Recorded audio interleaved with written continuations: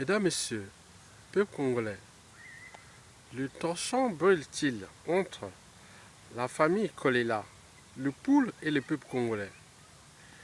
Et pourquoi? Parce que aux yeux de l'opinion nationale congolaise, la famille Kolela devient le problème du Sassou dégage. Et à l'échelle départementale du poule, la famille Kolela représente le danger de la survie du peuple Lari Congo. Et c'est des informations que j'ai pu récolter des réseaux, des officines à l'échelle de la région ou du département du Poule. Oui, mesdames, messieurs, les tensions brûlent-ils entre la famille Kolela, le Poule et le peuple congolais? Avant d'y répondre à la problématique et penser les impacts qui ont toujours endeuillé la démocratie au Congo-Brazzaville, et je vais vous dire que j'interviens d'abord ici comme un lanceur d'alerte, puis comme un éveilleur de conscience, et enfin comme un politico-intellectuel, c'est-à-dire d'un lettré libre et dégagé, qui sait lire, écrire et compter, qui fait part de ses analyses, de ses idées, de ses pensées, de ses opinions, de ses convictions sur des problématiques plus ou moins partagées. Que vous soyez lanceur d'alerte, éveilleur de conscience, politico-intellectuel ou non, avoir toujours la conscience au-dessus de l'appartenance, ce que je définis comme la liberté des consciences. Mesdames, Messieurs, peuple congolais, le torchon brûle-t-il entre la famille Kolela, le poule et le peuple congolais? Je vous dis que pour répondre à cette problématique, il faut que nous répartions ensemble vers l'histoire. Parce qu'un peuple qui ne sait pas où il vient, où il est, où il va, il sera toujours dans la récurrence des mêmes erreurs, des mêmes horreurs, des mêmes mots, des mêmes crises et des mêmes esprits.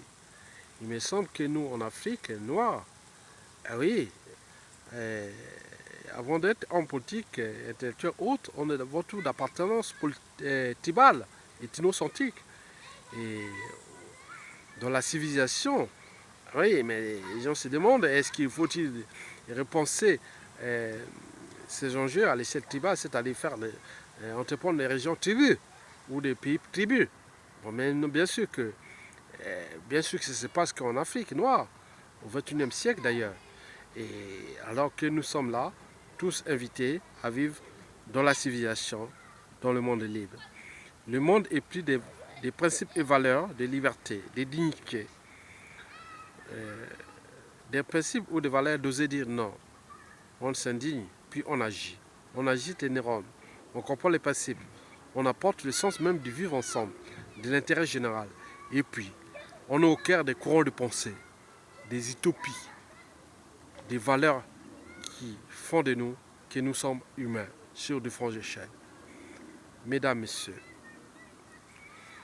le torchon brûle-t-il entre la famille Kolela et le peuple du Poule et le peuple congolais?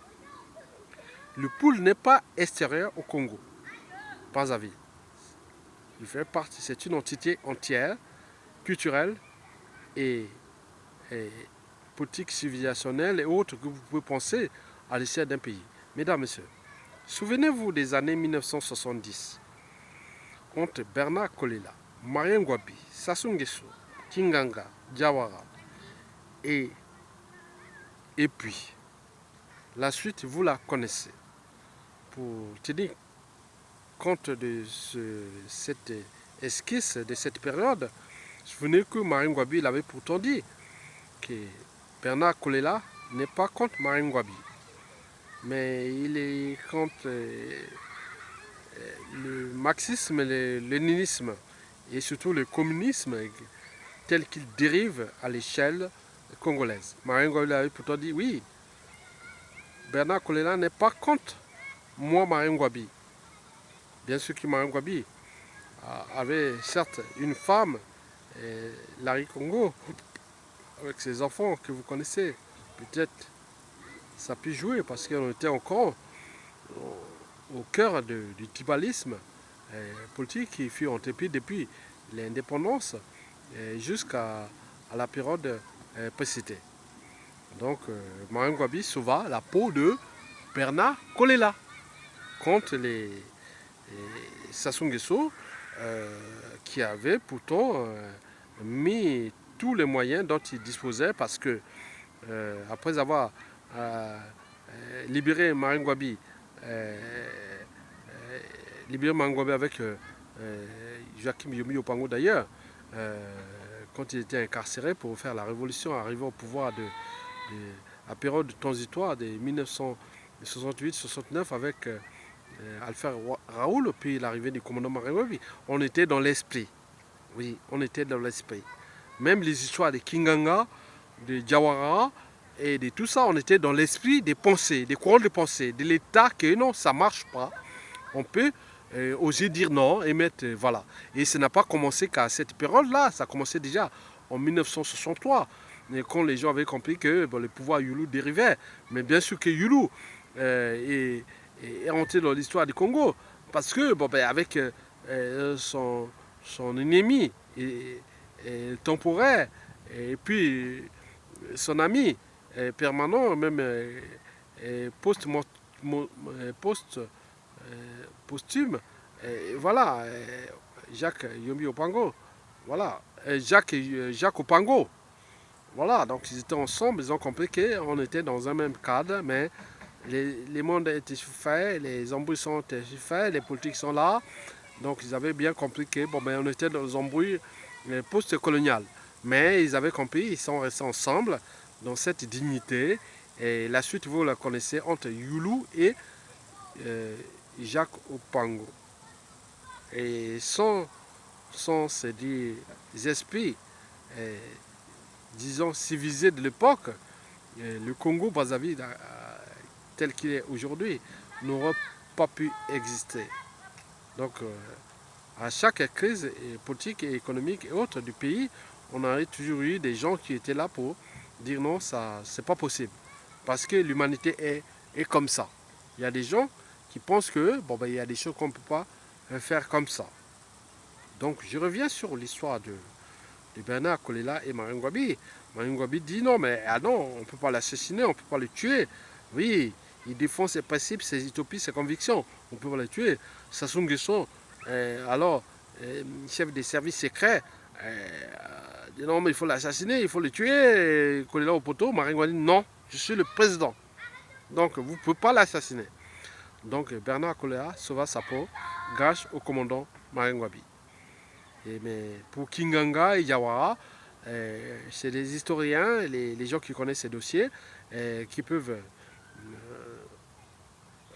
dire ça. Voilà, expliquer en long et en large cette histoire-là. D'où l'enjeu pour les devoirs de mémoire, d'expliquer des points de vue historiques de ce cadre-là. Parce que déjà, en 1972, c'est l'année que je rentrais à l'école primaire. Voilà, donc vous comprenez bien que si j'interviens aujourd'hui, en 1972, c'est l'année que je suis rentré à l'école primaire, au village, à 40 km de Makwa, au nord, en allant vers Wesso, sur la nationale 2. Vous connaissez.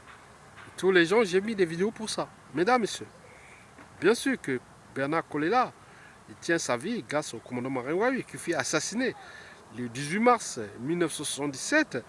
Et donc, Sassou Nguesso prit les règnes du Congo, même si Yomi Opango, qui fut son allié pendant l'assassinat du commandant Marien Ngouabi. Donc, l'affaire se déroule entre les indignes fils du département de la Kivette. Hein, on est entre Makwa, Kouyou et Mboché. donc Sassou Nguesso, il savait bien derrière que bon, ben, Marine Ngouabi, Kouyou et les Makwa et tout ça. Bon, il me semble que Yombi Opango est moitié Makwa, moitié Kouyou et voilà, donc vous connaissez ça. On va pas, je ne vais pas rentrer en détail sur cette histoire-là parce qu'il y a des gens, parce que c'est surtout des familles, donc les gens connaissent ça. Donc, ce que les gens se demandent, pourquoi Denis Sassou Nguesso, qui était même au premier rang des bourreaux d'assassiner Bernard Kolela, et quand après l'assassinat de Marien Ngouabi, c'est lui qui était le maître des lieux entre 1977 à 1991. Mais pourquoi Bernard Kolela, bien sûr qu'il fut emprisonné comme Joachim Yomi Opango d'ailleurs, mais pourquoi ils sont restés en vie? Parce que bon, ben, c'est comme l'avait dit Antoine Laurent Lavoisier, rien ne se crée, rien ne se perd, tout se transforme. En fait, il s'agissait bien sûr d'une reformulation d'une maxime clé du philosophe grec Anaxagore. Cette pensée date de 200 ans avant Jésus-Christ, qui disait que rien n'est né, rien ne périt, des choses déjà existantes peuvent se combiner et se séparer de nouveau. Donc vous savez qu'en politique, il n'y a pas d'amis permanents, ni d'ennemis permanents, mais il n'y a que des intérêts permanents. Donc dans cet état d'esprit, je pense que Yombi Opango et même Bernard Kolela ont tempéré aux injections de l'homme fort de cette période qui fut Denis Sassou Nguesso. Oui, parce qu'il avait déjà des réseaux. Ne parlons pas des forces scientifiques, franc-maçonniques et de tout ce que vous connaissez, des enjeux géopolitiques et de la France-Afrique et de tout ça. Donc ils ont peut-être pu mesurer la puissance de cet individu, Denis Sassou Nguesso, contre les esprits libres et contre l'intérêt du peuple congolais. Donc ils ont dû subordonner avec cet esprit. Voilà. Donc ils ont créé des pactes diaboliques dont le premier signateur fut d'abord Bernard Kolela, puis Joachim Yombi Opango. Joachim Yombi Opango est toujours en vie, mais Kolela, pour la suite, je ne sais pas pourquoi il serait, bon, d'après ce que j'ai lu sur la toile, il serait assassiné ou empoisonné par les agents du dictateur Denis Sassou Nguesso. Mesdames, Messieurs, peuple congolais, donc vous avez compris cette période de 1970 à 1986 ou 88. Bon, parce qu'en 89, il y a eu la fin de la chute du mur de Berlin, de la guerre froide, parce que la géopolitique congolaise, voilà, de Brazzaville, bon, on faisait partie des pays non alignés. Mais en réalité, bon, ben, on avait signé des accords avec la France, donc la France était toujours là. Donc c'est elle qui jouait ce rôle-là. Et donc nous étions tous invités, individuellement, collectivement, que l'on soit intellectuel politique ou cadre civil et militaire, à accompagner celui qui était à la charge de ce pays, quel que soit son avènement, c'est-à-dire si c'est par la coup d'État ou par la violence ou par la démocratie, autre. Voilà, donc on était là. Mesdames, Messieurs, 89, la chute du mur de Berlin. 90, Mitterrand pense que, bon ben écoutez, c'est fini. Il me semble qu'il y aurait des accords entre les États-Unis et la France pour mettre en place des processus de démocratie là-bas, d'où Mitterrand on tempéra aux injections des États-Unis, mais il me semble que la France avait toujours cherché à protéger son écosystème précaré, parce qu'elle est quand même la vache à lait de son économie, de son rang mondial et autres. Bon, vous connaissez. Bon, bien sûr qu'il y a eu deux pays et qui ont appliqué les discours de Mitterrand. Il me semble qu'au Bénin, cela s'est passé. Hein, par la conférence nationale et puis l'arrivée de la démocratie.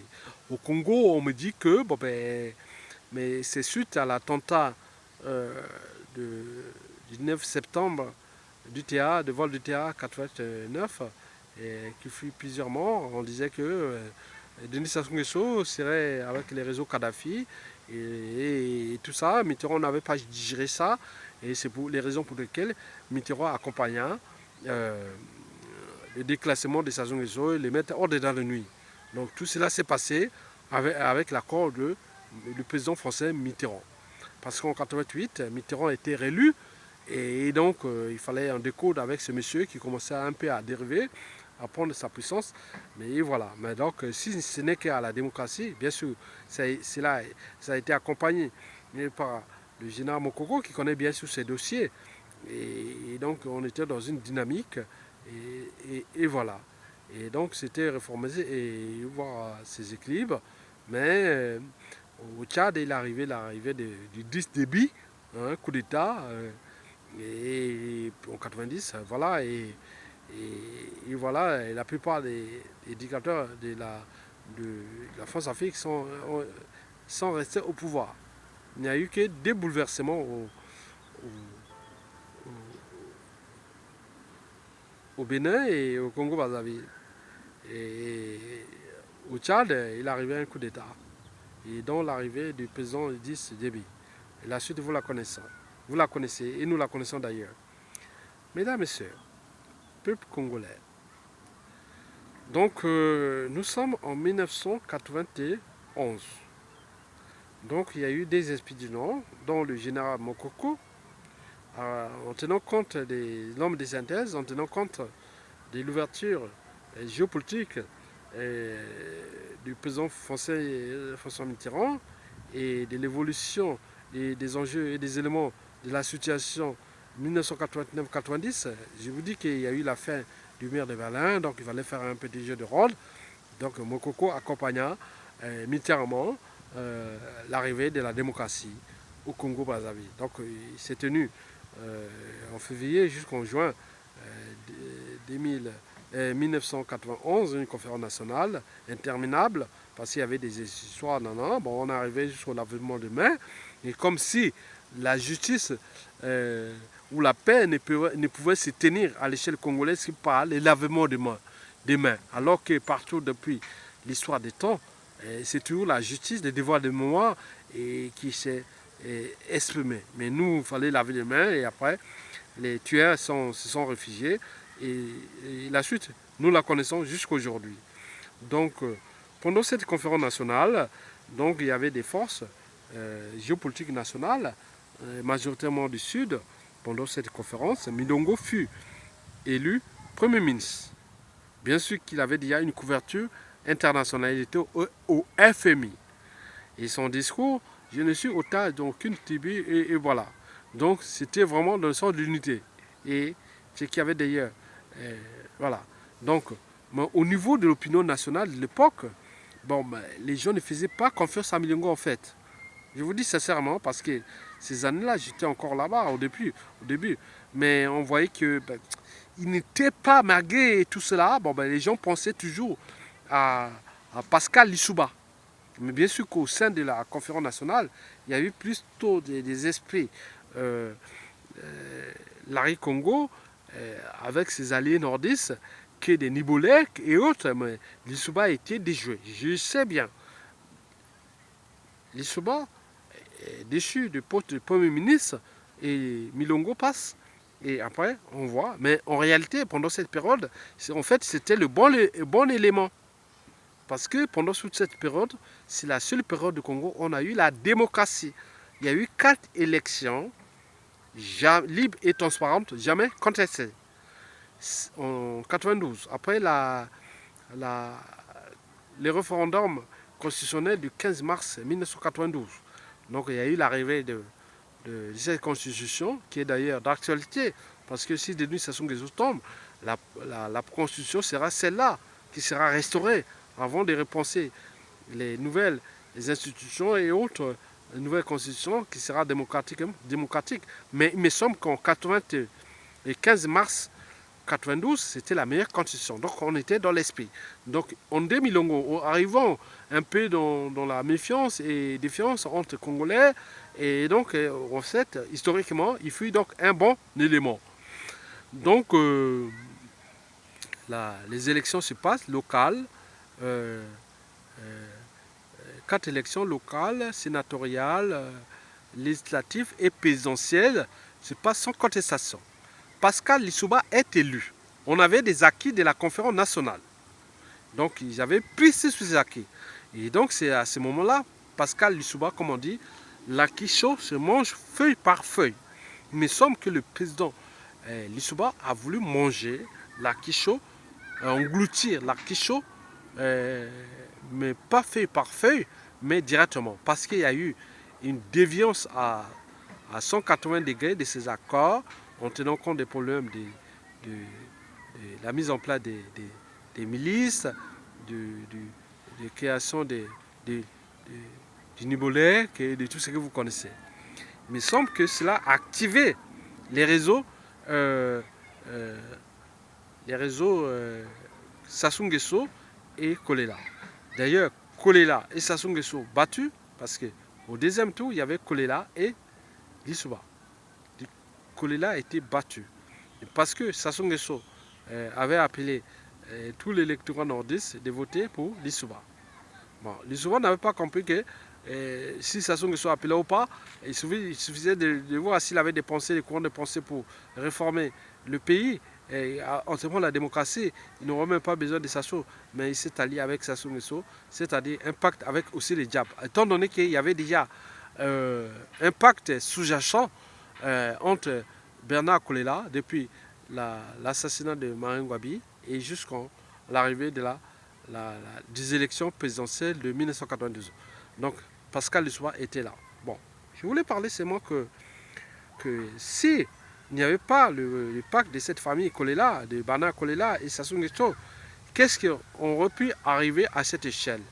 Je vous informe que si il n'y avait pas ce pacte de Kolela, si Kolela n'était pas le danger non seulement du poule, mais aussi de la démocratie à l'échelle congolaise, Bernard Kolela, bien sûr, nous aurons pu voir tout au long de 1992 à 1997, d'abord éviter que le général Mokoko, qui fut l'homme fort de cette période-là, fut souillé et sa vie mise en danger. Et il s'est émigré en France entre 1993 et 2005.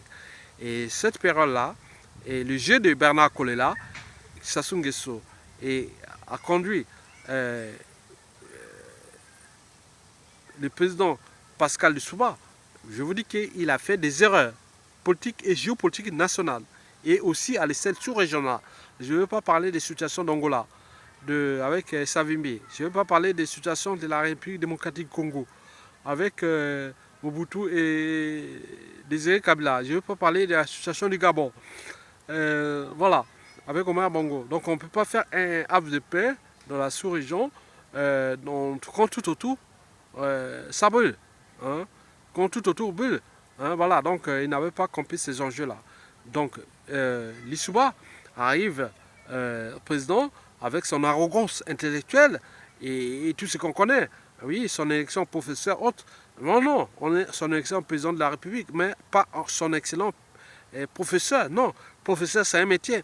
Président de la République c'est une fonction. On avait déjà tout vu. Donc la réponse intellectuelle et puis ses impacts au niveau de la tribalité et autres, les impacts là. Donc on s'est dit que s'il n'y avait pas ce pacte Sassou Nguesso et Bernard Kolela, on aurait pu laisser Pascal Lissouba dériver dans son arrogance intellectuelle et de ses erreurs politiques et géostratégiques nationales et aussi à l'échelle sous-régionale.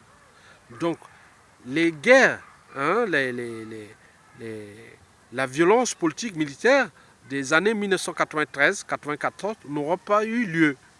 Donc on aurait pu aller vers les élections présidentielles de 1994 1997. Et à ce moment-là, je vous informe que les élections présidentielles auraient pu avoir lieu. Et aussi, il n'aurait pas eu à avoir un coup d'État sanglant. Puisque Bernard Kolela aurait pu accompagner avec des alliances aussi nordistes qui étaient aussi quelque part contre Sassou Nguesso. Parce qu'on connaît qu'il est le problème aussi du Nord. Donc avec ces gens qui étaient autour du pouvoir d'Ilisuba, qui étaient aussi des nordistes, et ceux qui étaient les alliés de Milongo, qui étaient du Nord, et sans oublier les Bernard Kolela, il y avait aussi des nordistes. Donc Sassou Nguesso serait bloqué. Mais pourquoi? Parce qu'il a trouvé une faille avec Bernard Kolela dans le sud qui a divisé avec les erreurs de Pascal Lissouba et ce qui a conduit à tout ce que vous avez pu connaître entre 1992 à 1997. Donc l'élection présidentielle avortée et donc Sassou Nguesso se retrouve en position de force en parlant que quand la démocratie est bafouée, en fait, il n'est pas un démocrate. Donc c'est quelqu'un c'est un profito-situationniste qui a su subtiliser des erreurs stratégiques du pouvoir nibolèque ou de Pascal Lissouba et dans les Sud, vous connaissez, qui ne fut qu'une mosaïque, le pouvoir Lissouba ne fut qu'une mosaïque d'intérêts particuliers et partisans, qu'ils soient du nord au sud et autres. Yombi Opango, des Teke, des nibolèques, du Kouilou et du Poul aussi. Et donc, dans cette mosaïque, quand les gens n'ont pas de convictions ou autres, vous pouvez vous jouer dans les embrouilles. Donc, les embrouilles que Lissouba a connues, c'était ça. Donc, remettons ensemble les idées claires. Si la famille de Kolela, Bana Kolela, n'avait pas choisi le camp de Sassou Nguesso par rapport à son passif, d'abord lui-même, parce que sa vie post-assassinat du commandant Marengwabi fut sauvée par Sassou Nguesso. Donc tout le monde est d'accord. Donc il y aurait eu un impact. Donc ça a tenu sa vie à cause de ça. Mais en revenant, comme j'ai dit qu'en politique, il n'y a pas d'amis, ni d'ennemis permanents. Et il n'y a que des intérêts permanents. Les intérêts contre les intérêts des États, des peuples et autres sont remis en cause. Il ne faut pas à un moment donné dire non, mais vous avez échoué, raisonner la personne, dire non, mais je défends les intérêts d'un peuple et pourquoi je dois rester là. Donc c'est que Bernard Kolela et Lissouba d'ailleurs n'ont pas compris. Mesdames et messieurs, donc nous nous retrouvons dans un coup d'état sanglant et tout ce que vous connaissez la suite aujourd'hui, qui est Sassou Nguesso au pouvoir. Donc Sassou Nguesso au pouvoir, non pas à cause des esprits nordistes, qui regroupent 2/3 du territoire, 1/3 de la population, et c'est surtout à cause des esprits sudistes qui regroupent 1/3 du territoire et 2/3 de la population et des économies du Congo, Brazzaville, en tenant compte des ressources pétrolières et autres. Mais le Nord, le sens là sera inversé dans le futur parce que les 2/3 du territoire nordiste sont au cœur des enjeux du développement du Congo de demain. Mesdames, Messieurs, peuple congolais, je vous dis que si il n'y avait pas eu ce pacte diabolique entre Yombi Opango, restant en prison, avec Sassou Nguesso, le pacte nordiste avec les embrouilles qu'ils ont eu avec Marengwabi, et le pacte avec Bernard Kolela, et nous n'allons pas arriver là. Je vous donne des informations spécifiques par rapport aux analyses que j'ai reçues, parce que j'interviens ici comme un lanceur d'alerte, puis un éveilleur de conscience, mais aussi comme un politico-intellectuel. Cela veut dire que j'ai au moins un cerveau. Donc je sais juger les choses par rapport à des histoires. Donc c'est des choses que je ne connais pas. Donc, mais j'ai appris ça, et par rapport aussi à mon histoire, et que j'ai pu comprendre cela. Mesdames, Messieurs, revenons sur la situation de 1992 à 1997. Kolela est du côté de Bernard Kolela est du côté de l'intérêt général, tout en protégeant son fief électoral et autres, et la géopolitique. Lissouba dérive avec son arrogance intellectuelle et tribalité ethnocentrique, avec tout ce que vous avez connu. Donc on arrive en 1997, en juillet. Les élections se tiennent. Et qui aurait pu être président de la République? On parle des 3 présidentiables qui auraient pu passer le deuxième tour.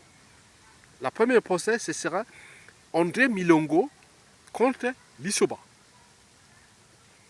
Et si Milongo désistait, et alors là, on serait entre Pascal Lissoba et Kokolo, le ministre de Milongo. Dans tous les cas, Kokolo ou Milongo seraient élus. Mokoko serait même candidat. Il aurait pu arriver troisième, c'est-à-dire premier, un candidat soit Kokolo ou Milongo, deuxième, Lissoba, troisième, général Mokoko, et quatrième, septième, on parle de septième, Denis Sassou Nguesso. Et en 2002, donc Milongo, président de la République, il serait réélu.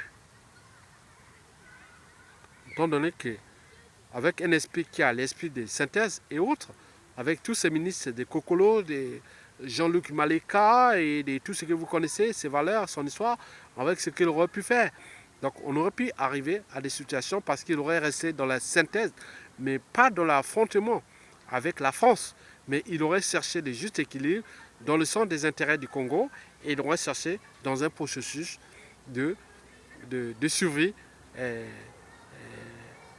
circulaire entre la France et le Congo vis-à-vis à cette échelle de la France-Afrique.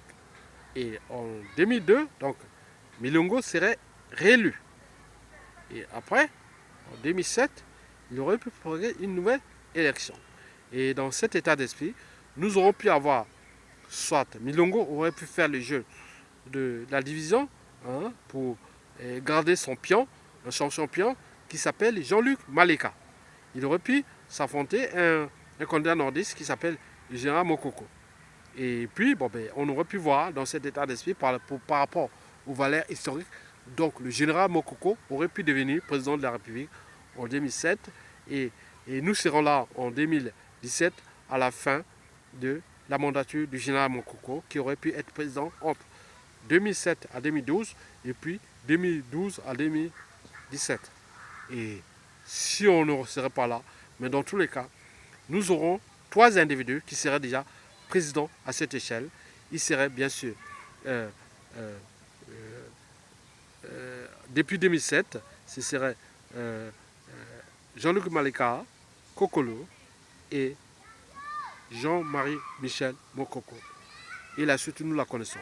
Donc, en pensant ces équilibres, donc, Milongo, en fait, les gens n'ont pas compris les valeurs des gens libres, intelligents et des synthèses. Mais il me semble que pour ceux qui comprennent, qui puissent voir les choses là de manière historique, on s'est dit que, bon voilà, Milongo, en fait, c'était un esprit patriotique congolais, un Congo, de l'esprit de Massima Deba. Et Mokoko, de l'esprit augmenté de Marien Ngouabi. Et Kokolo, de l'esprit augmenté de Yulo. Et puis, et je ne dirais pas la synthèse, en faisant la synthèse avec Jaco Pango. Et voilà. Donc voilà nos esprits. Et nous sommes là. Donc moi, personnellement, bon, je ne veux pas rentrer dans cette guerre de boutons, de décivilisation à l'échelle africaine. Moi, mon esprit est libre. Moi, je suis toujours là, dans l'esprit de synthèse. Donc, moi, si je serais acteur politique au Congo, après Sassou Nguesso, ce qui me tiendra à l'esprit, je serai dans la pure sélection des meilleurs des meilleurs. C'est-à-dire, je sais qu'au Congo, il y a 65 tribus. Je serai toujours à valoriser et à laisser les meilleures intelligences de toutes les tribus congolaises à se battre entre eux politiquement. Et on sera là pour les accompagner et trouver les meilleurs. Et entre eux, c'est les meilleurs des meilleurs. Et c'est mon esprit. Donc, vous soyez du sud, du nord et du sud, et de l'est et de l'ouest, vous savez qu'Ayatonga sera toujours là dans l'esprit d'agiter cette cognition, ces principes, ces valeurs, ces convictions et autres. Et en tenant compte des erreurs du passé. Parce que la famille Kolela devient le problème, parce qu'elle prospère, parce que Sassou est là. Mais le jour où Sassou partira, et vous verrez que la famille Kolela ne fut qu'un château de cartes. Mais ce n'est qu'une étape. Parce que cette famille des Kolela doit reprendre sa dignité, sa liberté et ses valeurs du pays. D'où l'enjeu de ce message que je dis, la dignité ou l'honneur de votre nom ne va pas être souillé par votre grand-père et ni par votre représentant actuel, Guy Parfait Kolela, mais par vous-même. Et vous serez demain, vous aurez beaucoup d'efforts à fournir par rapport à l'image, à la mauvaise réputation de votre nom qui est désormais souillé et elle est historique à l'échelle congolaise. Quand on parle de Kolela, on voit Bernard Kolela. Quand on parle de Kolela, on voit Guy Parfait Kolela. Et vous connaissez les impacts. Quand on parle de Kolela, on voit tout naturellement le MCDD, un parti familial, mais qui a été toujours déclassé par celui-là même qui les a utilisés, c'est-à-dire le dictateur Denis Sassou Nguesso, l'homme de la secte néo-templière franc-maçonnique, liberticide, antidémocratique, antisocial et surtout criminogène à l'échelle congolaise. Bien sûr qu'il va rentrer dans la poubelle de l'histoire. Parce que le peuple congolais, Bantou, a existé avant Sassou Nguesso. Bien sûr, il va exister après Sassou Nguesso. Le Congo a existé avant Sassou Nguesso. Bien sûr qu'il existera après Sassou Nguesso. D'où l'enjeu d'agiter l'esprit de la dignité, de la liberté et de récupération de notre pays par quel que soit quel individu. Donc vous êtes le Congo, nous sommes le Congo. Sassou est fini, Sassou n'a plus de marge. Nous devons le bloquer et pour récupérer notre dignité, récupérer notre peuple. Sassou n'est plus rien. Et ce qu'il fait, il est en train de donner sur un plateau d'argent tout ce qui est du nord, du sud, de l'est à l'ouest et de toutes ses victimes qui vont d'ailleurs le déclasser, sa famille et autres. Nous avons les moyens, nous sommes le peuple, nous aurons l'État congolais. Et vous et nous, même si nous mourrons, même si nous traquent, ils zappent, ils piratent nos comptes sociaux, médias sociaux. Et ils sont là pour chercher à nous assassiner. Bien sûr qu'ils ne sont pas les enfants de cœur. Mais nous sommes le peuple. Nous sommes le Congo. Nous sommes les peuples souverains. Donc, vous êtes le Congo. Donc, on a eu un monstre qui nous a été placé là à cause de nos erreurs.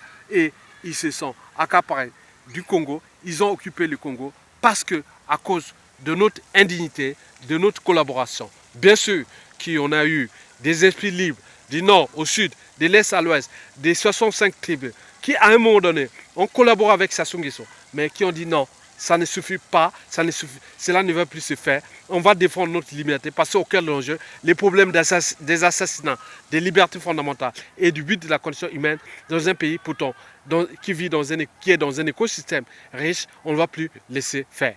Donc, battez-vous. Et vous êtes que soyez 4 civils et militaires, le Congo qui arrive n'est pas une dictature. Il y aura des arbitrages, il y aura des situations traitées au cas par cas pour que nous puissions ensemble reprendre notre dignité et liberté. Et à ce moment-là, nous devons construire dans l'enjeu de l'éducation et des valeurs ajoutées le cadre de vie tout en repensant d'abord notre survie à notre échelle congolaise, tout en pensant que nous ne sommes pas tous seuls dans ce monde.